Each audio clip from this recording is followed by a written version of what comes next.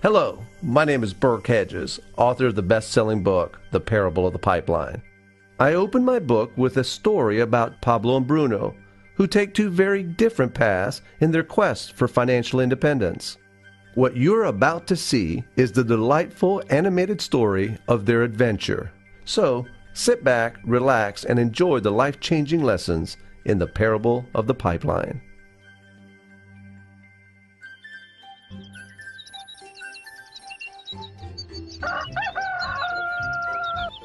Far away, in a small village, near a beautiful valley, lived two friends, Pablo and Bruno.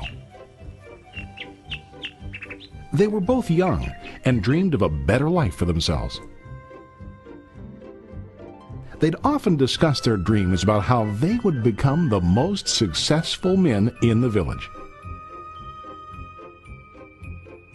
They weren't afraid of hard work, and they searched for opportunities to help realize their goals and achieve their dreams. One day, an opportunity presented itself.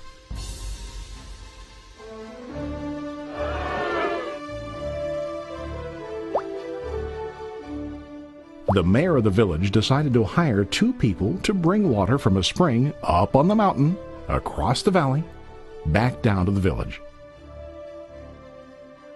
They were to be paid based on the amount of water delivered to the village.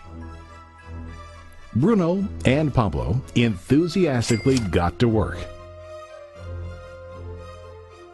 Every day, from morning till evening, they carried buckets to and from the spring. They worked hard, carrying water to the village. In the evening, they'd return home with their day's wages.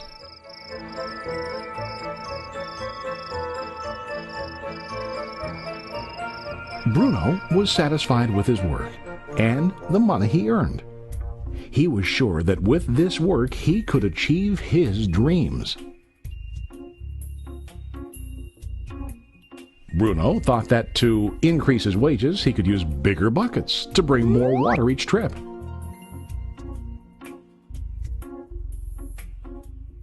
He believed with a larger income he would soon be able to buy a cow and the house that he dreamed about.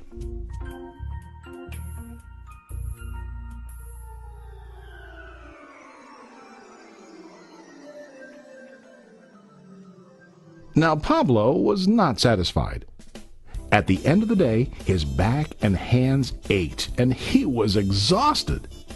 He was looking for an easier way to earn more. One day an idea occurred to Pablo. He imagined building a pipeline to deliver the water from the mountain spring to the village. With this pipeline, he could get more water to the village without carrying buckets back and forth from the spring to the village. Soon, he got very excited about his idea and began to plan. Pablo, of course, shared his idea with his friend Bruno and asked him to join with him to work on and help build the pipeline. Bruno thought the idea was crazy. All Bruno could think about was what his money could buy today and how to get it quicker. He felt that building a pipeline would slow him down and delay him in achieving his goals. Instead, Bruno got bigger buckets and went more often back and forth, fetching water. He was sure that with this method, he could make more money. Pablo decided to build the pipeline on his own. He understood that it would not be easy to build, and it would take time to complete the pipeline. Pablo knew that it could take several years to finish, but he set his mind on his goal. Every day he worked and carried water like before. But on weekends and during his spare time, he worked hard to dig in the rocky soil and build his pipeline. In the first month, there was little to show for his work.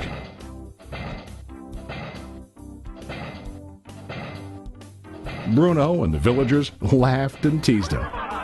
They called him Pablo the Pipeline Man. During this time, Bruno's income doubled. He already bought a cow and a bigger house. His lifestyle changed.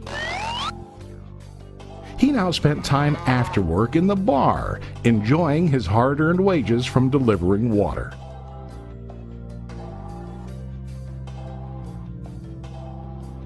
What Bruno didn't realize was that his body was starting to stoop from carrying the heavy buckets every day.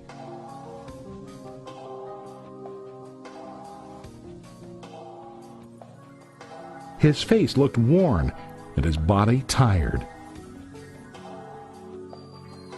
Soon, he began to carry less and less water due to the wear and tear on his body.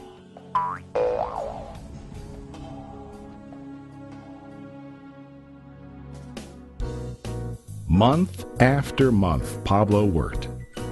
Soon a year passed, and then a second year.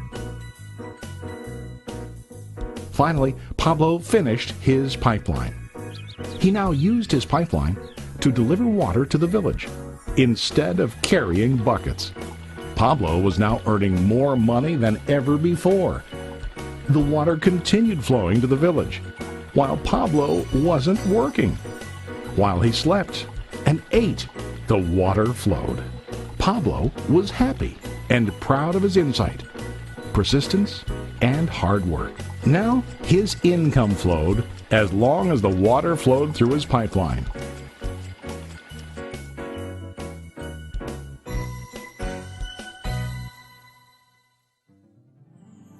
The story of Bruno and Pablo is a reflection of life. Their jobs symbolize what most people do to earn money. Bruno gets his money using buckets.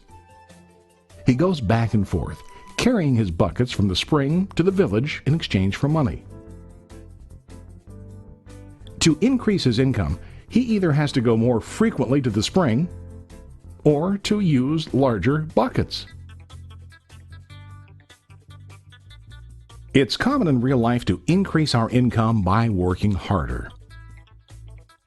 For example, working overtime or getting a second job. We also increase the size of our buckets by accepting a higher paying position, which often includes spending more time on the job. Most of us exchange time for money like Bruno. We know that every person has only 24 hours in the day and that it's not possible to use all our time to work. The most difficult time comes when we can no longer exchange time for money due to age, health, or other reasons. Then, our income stops. Now let's review what Pablo did. Very wisely, Pablo did not exchange all of his time for a limited income, but he used some of his time to build a pipeline. He knew that the pipeline would bring ongoing income as long as the water flowed. An ongoing income that multiplied the time he worked each day. Pablo knew that someday, maybe because of age or health, he would no longer be able to exchange his available time for money. Pablo knew that if he could make his idea of a pipeline work, then he only has to do the hard work of building the pipeline.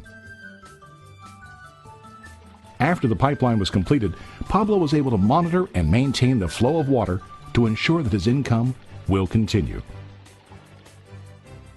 Pablo has shown us that to earn an income, we don't always have to directly exchange time for money.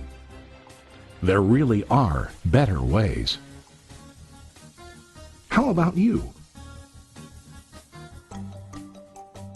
Are you still like Bruno, who directly exchanges time for money? Or do you want to be like Pablo, building and maintaining a pipeline for ongoing income? If you are interested in the idea of building your own pipeline, contact the person who lent you this presentation.